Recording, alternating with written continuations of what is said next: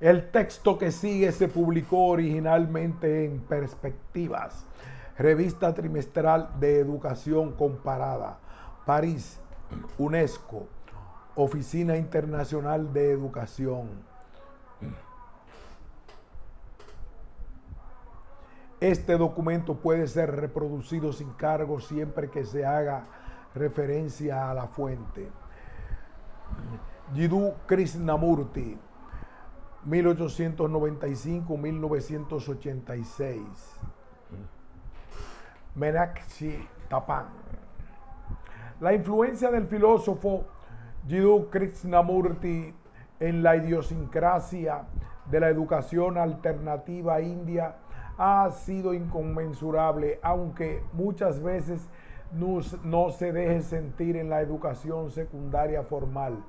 Krishnamurti no era un educador en el sentido estricto o formal de la palabra, ya que carecía de títulos oficiales que lo autorizaran a divulgar o promover objetivos de la educación o a fundar centros educativos.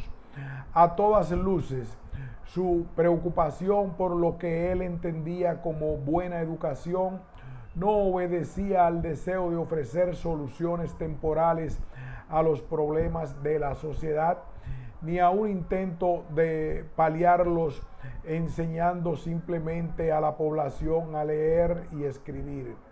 Se ha descrito a Krishnamurti como un maestro revolucionario que trabaja incansablemente para despertar a la gente, despertar su inteligencia, su sentido de la responsabilidad, despertar una chispa de descontento, y su compromiso con este despertar de las conciencias se basaba indudablemente en una fuerte pasión moral. Herzberger y Herzberger, 1998, que fue el fundamento de su búsqueda incesante de una buena sociedad, fundamentada a su vez en los valores correctos y las relaciones correctas. Krishnamurti fue un filósofo cuya apasionada búsqueda de la buena sociedad no se basaba en ninguna tradición religiosa o política concretas. No pretendía seguir una vía determinada para infundir la bondad en los individuos y en la sociedad.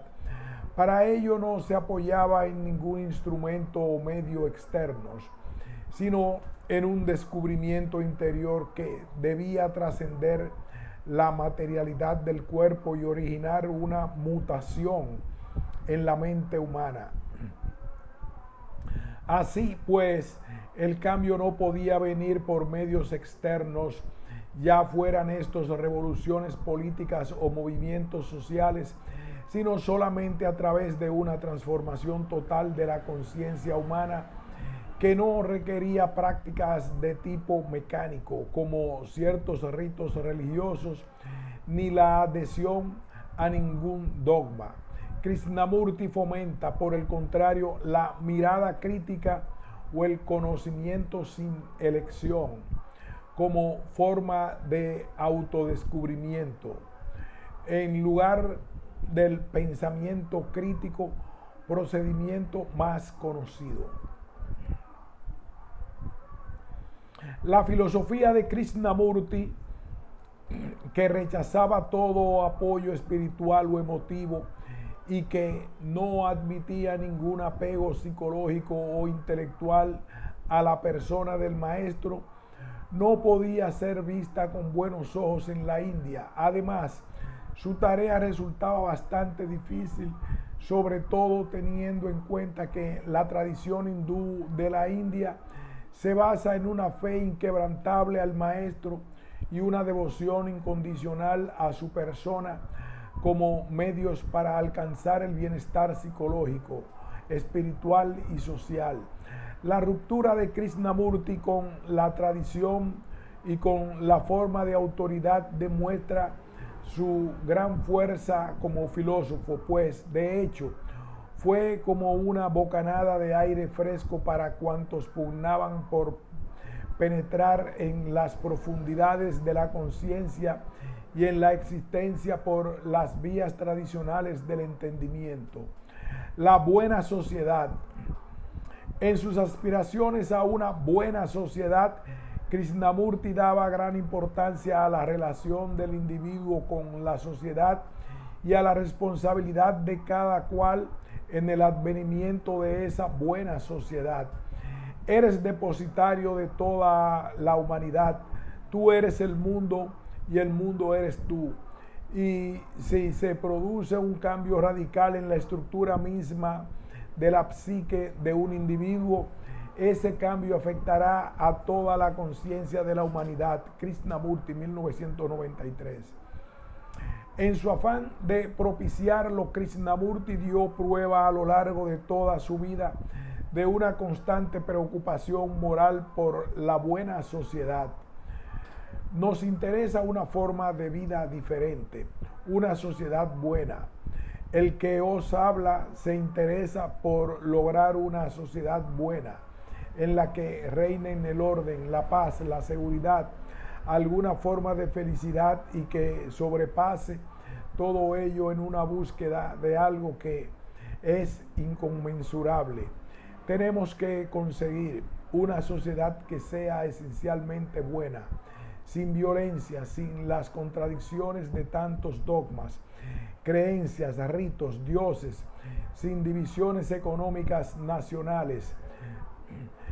Krishnamurti, citado por Herberger y Herzberger, 1998. Está claro que en este tipo de sociedad no tendrían cabida las divisiones por castas, clases, lenguas ni religiones.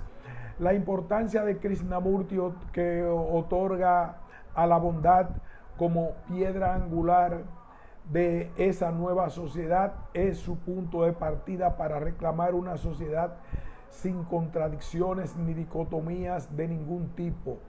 Una sociedad sin divisiones económicas nacionales implica indudablemente una sociedad sin clases, y este aspecto del pensamiento de Krishnamurti pone de manifiesto su obvio interés por poner fin a las desigualdades económicas y sociales derivadas del poder material. Ahora bien, según Krishnamurti, nada de esto sería posible sin una renovación o transformación internas. El descontento de Krishnamurti con el orden mundial vigente procedía de su entendimiento de la condición humana, que no permite al individuo ser realmente feliz. Atrapado como está en un universo psicológico de penas, celos, dolor, ira, envidia y relaciones problemáticas, este torbellino interno, según Krishnamurti, no podía conducir a unas relaciones armoniosas, es decir, a una sociedad buena. Solo podía ser fuente de conflictos y contradicciones, generadoras de división y caos, que daban lugar a su vez a la explotación, la opresión y la guerra. Este era el planteamiento de la búsqueda de Krishnamurti de un tipo de sociedad nueva y diferente que haría surgir la armonía y el bienestar entre personas y grupos. La sociedad buena, tal como Krishnamurti la veía, suponía ciertamente una forma de ser y actuar en este mundo y no un sueño lejano o un ideal utópico al que tratara de llegar por medio de un proceso gradual de cambio. A menudo se le ha considerado en una búsqueda de la sociedad buena, un idealista utópico en medio del torbellino social y el caos ecológico de nuestros tiempos. Sin embargo, insistía mucho en afirmar que en teoría podemos diseñar el modelo de una espléndida utopía, un mundo nuevo y feliz, pero nuestros problemas existen en el momento presente y solo se pueden resolver en el presente. Citado en Martin, 1997. Se trata pues de una tarea urgente que hay que entender y acometer de inmediato. La urgencia del cambio era un estribillo constante en las conferencias públicas de Krishnamurti y en sus charlas con los maestros y alumnos de las escuelas que fundó en la India, en Inglaterra y en los Estados Unidos. No había en el anhelo de Krishnamurti de una buena sociedad el menor afán de conseguir ningún tipo de poder, autoridad o legitimidad por medio de la fundación de escuelas para la transformación del ser humano.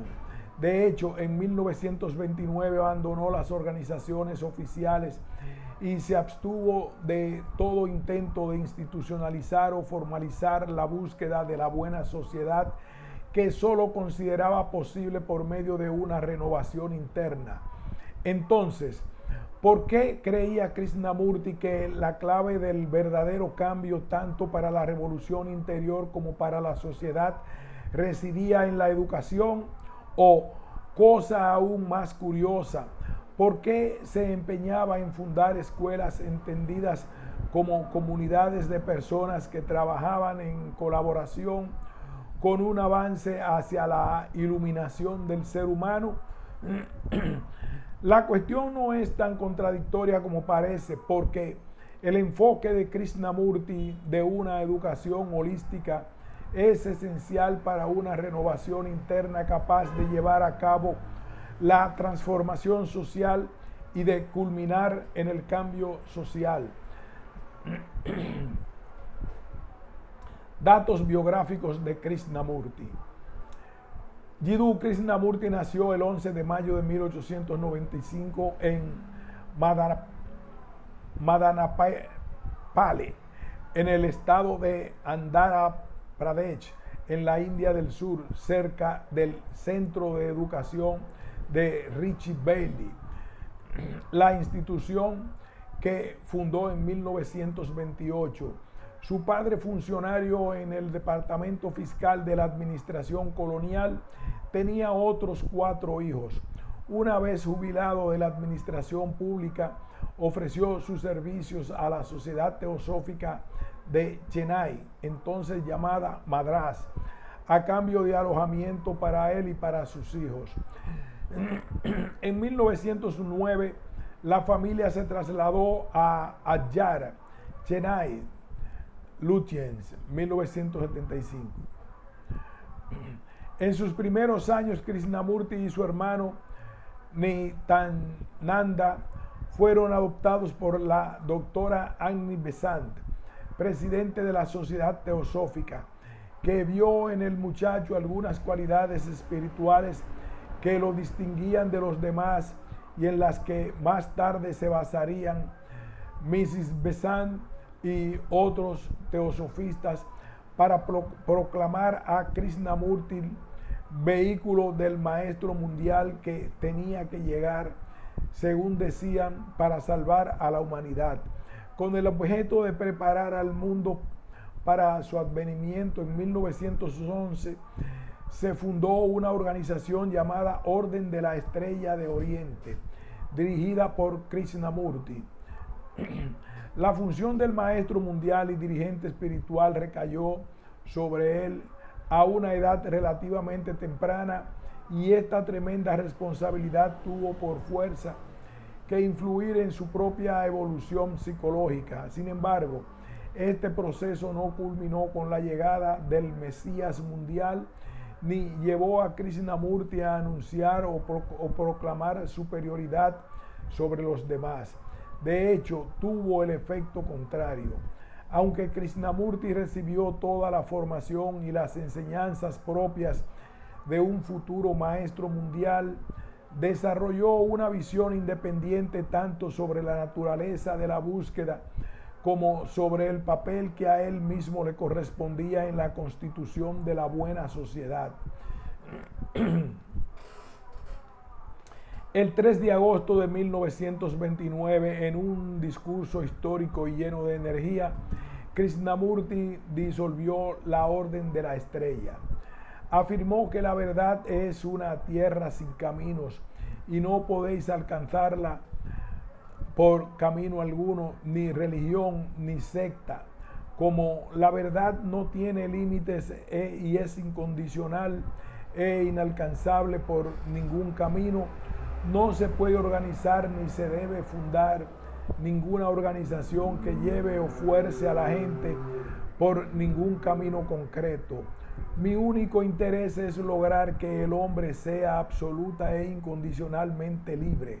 Krishnamurti, 1929. Krishnamurti, al romper con la sociedad teosófica y todo el aparato correspondiente, reafirmaba su independencia y sus enseñanzas se desplegaron, por así decirlo, por el resto de sus días. Krishnamurti no se proclamaba un maestro de la verdad cuyas enseñanzas había que seguir para alcanzar el nirvana o el autoconocimiento. No creía que esa autoridad pudiera realmente ser el principio de la percepción y el cambio del individuo.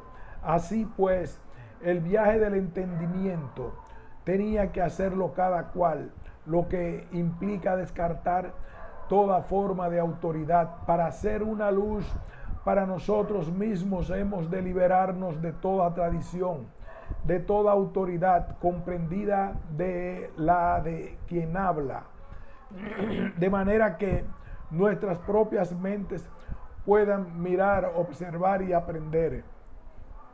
Krishnamurti, 1972. Krishnamurti rechazaba la idea de que la enseñanza consiste en aprender primero algo para después ponerlo en práctica.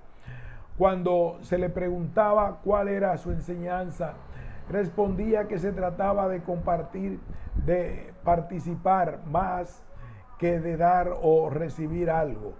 También hacía hincapié en lo instantáneo de la transformación. No es algo que se vaya realizando gradualmente a base de esforzarse, buscar o ir adaptando paulatinamente la propia vida, la propia conducta o la forma de pensar a algún ideal.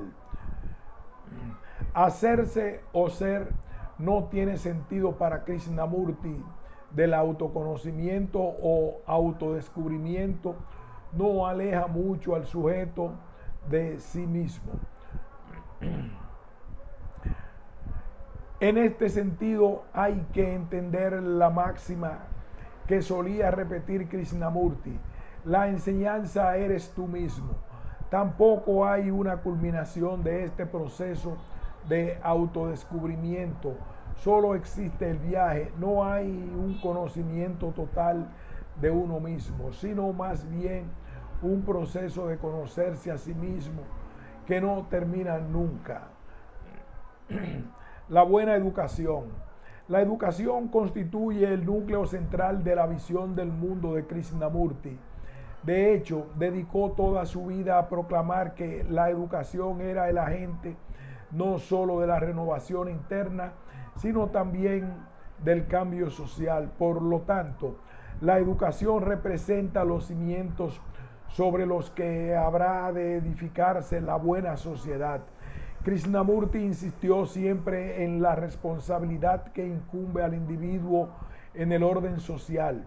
Tú eres el mundo, así pues, todo acto de un individuo afecta a los demás porque ser es ser en relación. Krishnamurti, 1970. Y en este sentido no hay conciencia individual, sino solo una conciencia humana colectiva, lo que implica que el mundo no es algo independiente del sujeto. Su aspiración es el desarrollo armonioso del mundo interior y el mundo exterior de la persona. Lo que uno es interiormente dará lugar a la larga de una sociedad buena o al deterioro progresivo de las relaciones humanas. Sin embargo, esta armonía es posible que no llegue a producirse si nuestros ojos miran tan solo el mundo exterior. El mundo interior es la fuente y la continuación del desorden. Y para Krishnamurti corresponde a la educación transformar la fuente que es la persona. Porque Son los seres humanos los que crean la sociedad, no los dioses del cielo. Krishnamurti, 1981. Krishnamurti afirma que las escuelas que funcionaban bajo los auspicios de la Fundación India Krishnamurti, FKI, algunas de las cuales se fundaron durante su vida, no eran organizaciones dedicadas a adoctrinar a los niños, sino lugares en los que alumnos y maestros pueden florecer y en los que se puede preparar a la futura generación, porque las escuelas se fundaron para eso. El concepto de florecer implica una apertura progresiva de la conciencia de los individuos en la interrelación, en la praxis educativa. El desarrollo psicológico individual es tan importante como la adquisición de competencias y conocimientos académicos. Las escuelas de la FKI no pretenden ser excelentes desde el punto de vista académico, sino fomentar el cultivo de la persona en su integridad, y existen fundamentalmente para ayudar tanto al alumno como al maestro a florecer en la bondad, lo que requiere excelencia en la conducta, en la acción y en la relación. Este es nuestro objetivo y la razón de ser de nuestras escuelas. No producimos meros profesionales, sino lograr la excelencia espiritual. En las charlas que daba en sus visitas anuales a los alumnos y maestros de las dos escuelas de la FKI en la India, la escuela Richie Bailey en Andhra Pradesh y el Centro de Educación Rajgat en Benares, Krishnamurti solía hacer preguntas a los alumnos acerca del significado de la educación, la calidad de la educación que recibían, las funciones y actitudes de los maestros y su propia contribución al proceso de aprendizaje.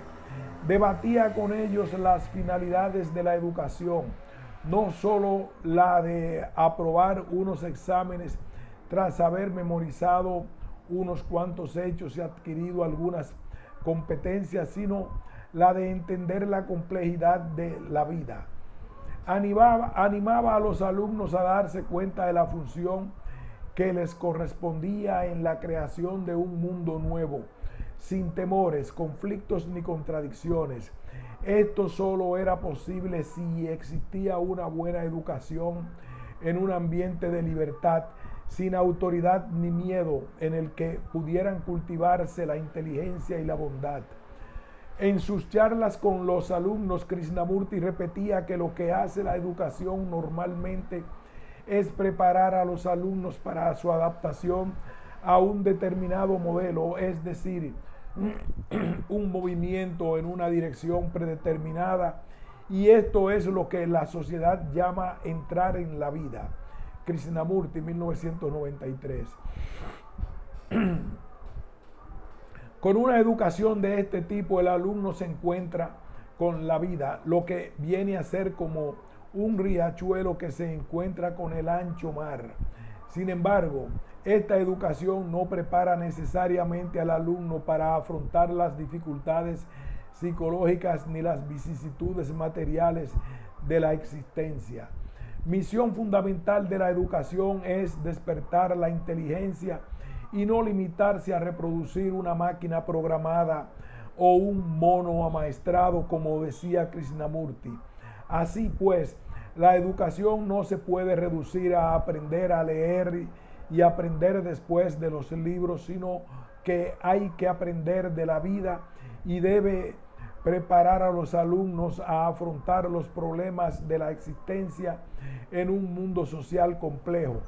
Pero las ideas de Krishnamurti sobre cómo lograr este propósito son extraordinarias por su simplicidad, respondiendo, por ejemplo, a la pregunta de un alumno sobre cómo ser feliz en un mundo competitivo. Krishnamurti afirma: solo podrás ser feliz en un mundo competitivo no siendo competitivo tú mismo. Esta respuesta puede ser discutible, ya que puede parecer poco realista dada la complejidad de la sociedad, en la que alguien no competitivo solo puede, en el mejor de los casos, sobrevivir, pero no realmente existir. Ahora bien, el argumento de Krishnamurti es que en la competencia radica la verdadera esencia de la violencia. Toda nuestra estructura social está basada en la competencia y lo aceptamos como algo inevitable. Como alternativa a la competencia de la vida diaria, Krishnamurti resalta el valor de la confianza, pero no la confianza en uno mismo, sino un tipo de confianza totalmente distinto en la que no exista el sentimiento de la propia importancia. Una confianza sin más, citado por Shirali. La comparación entre los niños cobra importancia cuando continuamente se está juzgando y evaluando su rendimiento, y esta comparación provoca en ellos conflictos, temores y un sentimiento de inseguridad. Los maestros de las escuelas de la FKI tratan de poner fin a estas comparaciones en la escuela y en el aula, y de favorecer el desarrollo del talento sin caer en la trampa del ego. Krishnamurti analiza también la índole de los sentimientos humanos y afirma que en realidad no sabemos sentir nada, y es importante experimentar sentimientos, pues estos son de hecho la sustancia de la vida. De modo que la función de la buena educación es lograr que el individuo sea muy sensible a todo, no solo a las matemáticas o a la geografía, porque la forma más elevada de sensibilidad es la forma más elevada de inteligencia. Así pues, para Krishnamurti, la buena educación no se limita a producir ingenieros, médicos o científicos, sino seres humanos vivos, vigorosos, inquietos. Si se es una persona, no se es un especialista, sino una entidad completa. Una mente educada es aquella que piensa, es activa, está viva, en una mente que mira, observa, escucha y siente. Las charlas de Krishnamurti en los centros educativos gestionados por la FKI también iban dirigidos a los maestros, a los que consideraba elementos primordiales de la praxis de la educación. En ellas, Krishnamurti abordaba en realidad la cuestión más amplia de la dificultad humana para transformar la conciencia psicológica, que, sin embargo, no es un acto aislado o individual. Este cambio no se basa tampoco en una especie de abracadabra psicológico o espiritual, como él solía destacar, sino en el importante elemento de relación entre los seres humanos, por el cual estamos comprometidos con la comunidad, así como con el entorno que nos rodea. Esta es la razón por la que las escuelas de la FKI se interesan mucho en los problemas relacionados con la ecología y las comunidades a las que afectan. Las escuelas de la FKI. La Fundación Krishnamurti India se creó en principio para abrir un establecimiento educativo, el Centro de Educación de Richie Bailey en Andhra Pradesh. Los orígenes de la FKI también tienen que ver con los vínculos que mantenía Krishnamurti con la Sociedad Teosófica. La doctora Agni Besant, presidente por entonces de la Sociedad Teosófica, era uno de los 7 miembros fundadores de la FKI, que en un principio era una institución caritativa llamada Richie Bailey Trust. fundada por Krishnamurti en 1928. Más tarde se convirtió en la Fundación para la Nueva Educación en 1953 y finalmente en 1970 en la Fundación India Krishnamurti. El trabajo de la Fundación abarca programas de educación, investigación y medio ambiente en el marco de una perspectiva general que procede de las teorías de Krishnamurti. Otra actividad importante de la FKI es la conservación, adquisición y publicación de las obras de su fundador y material relacionado con su vida. En la mayoría de las localidades que cuentan con las escuelas se ha creado también centros de estudio y retiro para poder dedicarse al estudio y a la meditación en lugares tranquilos y de gran belleza natural. La otra iniciativa de la FKI en el ámbito de la educación es la publicación desde 1997 de la revista Journal of the Krishnamurti School, cuyos números tienen un gran valor por su propósito de documentar y crear pedagogías innovadoras y críticas dentro de un proceso de transformación de la educación. La FKI se ha especializado considerablemente en educación y ello ha dado lugar, tras la muerte de Krishnamurti en 1986, a la fundación de otras 2 escuelas en la India, además de las 5 que ya existían. Un aspecto importante de las escuelas es su ubicación en lugares de gran belleza y esplendor naturales.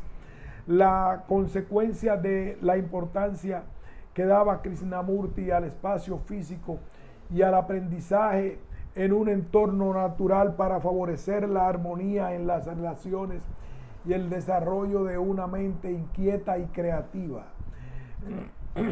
En el decenio de 1920, Krishnamurti se inspiró en la Universidad de Berkeley, California, que influyó en su decisión de fundar centros educativos por derecho propio, Chari, 1999. Se adquirieron 225 acres de terreno en Benares, antaño Kachi, ciudad santa de Uttar Pradesh, al norte de la India, y entre 1928 y 1948 se construyó una escuela mixta con internado en Rajadhat, la Rajadhat Besant School. Más tarde también se abrió en Rajadhat el Basanta College femenino, que enseguida adquirió una fama inmejorable por ser uno de los primeros centros educativos femeninos en el norte de la India, que no solo impartía educación elemental para mujeres, sino que tenía además un programa de formación para profesores de secundaria. Aproximadamente en la misma época iba cobrando auge en Chennai la idea de fundar un centro educativo en las proximidades de Mandanapel, la aldea natal de Krishnamurti en Andhra Pradesh. Se cree que Krishnamurti empezó a buscar el terreno apropiado cerca de Mandanapel en 1925 y eligió el que en la actualidad es sede del Centro de Educación de Richie Bailey, tras haber contemplado desde una roca el vasto panorama del valle que se extendía hacia el oeste con Richie Konda, literalmente la colina Richie al fondo. Se dice que influyó en su decisión la presencia en el valle de una enorme higuera 3 veces centenaria. Entre 1926 y 1929 se compraron 280 acres de terreno para la construcción del centro Tapán, 1991.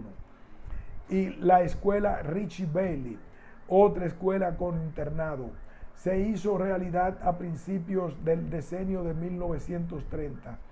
40 años más tarde se fundaron otras 2 escuelas para alumnos externos en Bangalore y Chennai bajo los auspicios de la FKI, así como un centro de atención después de la escuela para los niños necesitados de Bombay. Las escuelas de Bangalore y Chennai también están situadas en grandes campus de 110 y 14 acres respectivamente. En ambas, como en las demás escuelas de la KFI, los estudios medioambientales tienen una gran importancia en el programa. Se insiste mucho en la renovación del medio ambiente gracias a la acción conjunta de la educación y la conservación. Favorecen sin duda este tipo de enseñanza la ubicación y el entorno de estas escuelas que contribuyen a afinar la sensibilidad hacia la naturaleza y el medio ambiente. En las escuelas de la KFI existe un supuesto, en las escuelas de la FKI existe por supuesto, un programa oficial dependiente de un Consejo de Educación Central o Estatal con exámenes públicos al final de los cursos 10º y 12º. En este aspecto, tal vez no se distingan mucho de las demás escuelas privadas en la India, pero hay una gran diferencia en la forma en que se realiza el aprendizaje a través de la exploración y el descubrimiento y en la índole y calidad de la interacción entre maestros y alumnos. Existe también una gran variedad de programas y actividades complementarias que, además de centrarse en las artes, hacen que los alumnos se comprometan de forma creativa con su entorno inmediato. Además, hay una intención manifiesta de ayudarlos a entender su mundo psicológico y a compartir sus descubrimientos y sus problemas internos. Así pues, lo esencial en estas escuelas no es la mera excelencia académica, sino tratar de desarrollar y fomentar una mentalidad que esté en armonía con el mundo entero. Tras la muerte de Krishnamurti en febrero de 1986, la FKI fundó otras 2 escuelas. La última, la escuela Sahyadri, cerca de Pune, Maharashtra, inaugurada en 1995, tiene un régimen de internado, al igual que a las demás escuelas de la FKI. Acuden a ella niños de clases acomodadas, pues todas estas escuelas son privadas y de pago. En otras 2, sin embargo, la de Bal Anand en Mumbai y la de Bhagirathi Bailey en Uttar Pradesh, se matriculan niños de clase media y baja. Sus detractores han alegado con frecuencia que Krishnamurti no le importaban la pobreza ni los problemas derivados de la desigualdad económica y social de la sociedad india. Si bien es cierto que no militaba directamente para eliminar las desigualdades socioeconómicas, se interesaba profundamente por el problema de las relaciones humanas que afecta tanto a los pobres como a los ricos. En las charlas a los niños de las escuelas de la FKI, Krishnamurti solía pedirles que observaran con más sentido y realismo el mundo que los rodeaba. Si su mente permanecía confinada en el estrecho molde del aprendizaje libresco y en las comodidades de una crianza privilegiada, Krishnamurti trataba de ampliar sus estrechos horizontes, abriéndolos al vasto mundo exterior. Ni qué decir tiene que poner en práctica las teorías de Krishnamurti sobre la educación en las escuelas estatales de la India, donde faltan por completo servicios básicos y de infraestructura como agua potable, aseos y amplios espacios. plantea ciertas dificultades. Se precisa una estructura antes de que maestros y alumnos puedan colaborar con miras a la buena educación.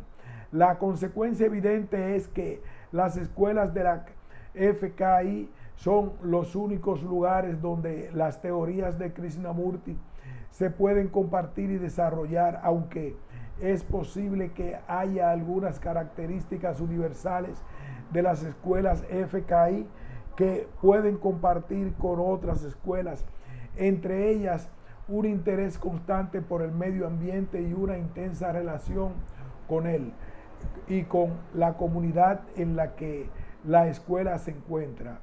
El legado de Krishnamurti y la educación en la India contemporánea. Desde 1929, año en que Krishnamurti declaró que su único interés consistía en hacer al hombre totalmente libre, la libertad como forma de ser ocupó un lugar central en su visión de la vida. Evidentemente desarrolló su celebrada doctrina de la libertad sobre la base de un amor constante a la naturaleza y un firme compromiso con la responsabilidad individual en la tarea de lograr una sociedad mejor y en la protección de nuestro patrimonio natural, patentes en el fuerte compromiso con el hábitat y el medio ambiente de los planes de estudios de las escuelas FKI. Hay quienes han señalado que este compromiso apunta a nuevos objetivos políticos para la educación en la India, objetivos que dan prioridad a la tierra india más que a la nación india, lo que a su vez daría lugar a un nuevo plan de estudios en las escuelas indias centrado en sostener la tierra. A este respecto, las escuelas organizaron no hace mucho un taller sobre temas relacionados con la biodiversidad y la conservación para estudiar la posibilidad de modificar el programa escolar existente de modo que responda a los imperativos de una visión centrada en la tierra. En el taller se identificaron algunos principios claves para preparar un plan de estudio centrado en la tierra sin atentar contra el marco conceptual de asignaturas como la biología, la química y la física. Al sensibilizar a los niños a la vulnerabilidad de la tierra y mejorar de modo muy concreto su relación con las distintas asignaturas, así como con los maestros, participando todos juntos en proyectos de repoblación forestal. Por ejemplo, en las escuelas de la FKI plantean un reto a la pedagogía convencional de las escuelas de toda la India. Así pues, en aquellas se trata simplemente de aprender las ideas a los hechos que aparecen en los libros, sino que se aprende también a sentir la tierra, a contemplar la puesta de sol, a escuchar a los pájaros, a ver cómo las hojas cambian de color en las diferentes estaciones y a observar la naturaleza con sus múltiples colores y formas, no como un naturalista romántico, sino en sintonía con lo que se observa. A partir de esta sintonía se irá desarrollando un sentimiento de responsabilidad hacia la tierra y un compromiso con la vida en ella. De hecho, la escuela de la FKI de Chennai ha elaborado un plan oficial de estudios sobre el medio ambiente como asignatura optativa en la enseñanza secundaria superior, que ha sido aceptado y reconocido por el Consejo Indio de Educación Secundaria, ICSE, para que se aplique en las escuelas dependientes del Consejo ICSE. Ello ha supuesto sin duda una contribución muy importante de las escuelas de la FKI al plan de estudios de la enseñanza secundaria superior de la India y abre múltiples posibilidades de desarrollar una perspectiva y un estilo de vida que mantenga el equilibrio ecológico y dé prioridad al sostenimiento de la biosfera.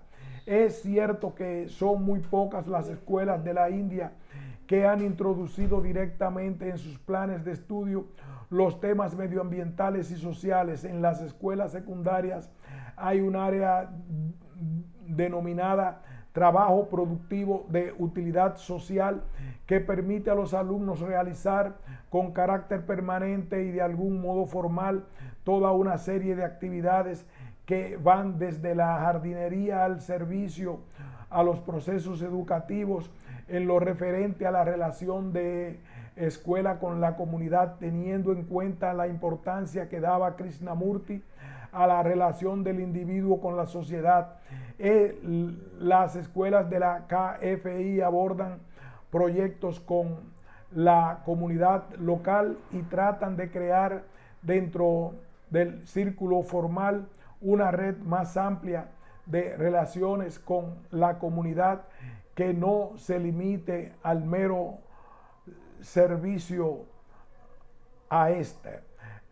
El Centro de Educación Rural RS en el Centro de Educación de Richie Bailey en Andhra Pradesh se ha desarrollado y lo que era un centro de educación elemental de calidad para los hijos de los trabajadores y las aldeas vecinas se ha integrado en una red más amplia de las escuelas diseminadas por las aldeas de los alrededores. La infraestructura de la red consta en la actualidad de 2 escuelas unitarias piloto, 16 escuelas satélites en un radio de 15 kilómetros, un centro de formación profesional. Para paliar las lamentables condiciones de aprendizaje de los centros rurales en los que el elevado absentismo, la escasa motivación, los altos índices de abandono de los estudios, los maestros aburridos y desmotivados y la grave escasez de fondos son frecuentes, se ha planeado un enfoque alternativo para la educación elemental centrado en la preparación de materiales de calidad para el autoaprendizaje individualizado, la implicación de la comunidad y la formación ulterior de los docentes. El Richie Bailey Education Center, en vez de emplear libros de textos oficiales, no suelen guardar relación con la vida del niño. Se ha diseñado un material y una metodología más útiles, con más sentido y con mejores resultados didácticos. El material se conoce con el nombre de La Escuela en un estuche y se está utilizando en todo Andhra Pradesh. Este proyecto, el REC, ha tenido una gran expansión y en la actualidad el centro asesora también la educación elemental rural a otros organismos estatales, no formales o internacionales, empeñados en una labor similar en los estados de la India. Fin de este ensayo.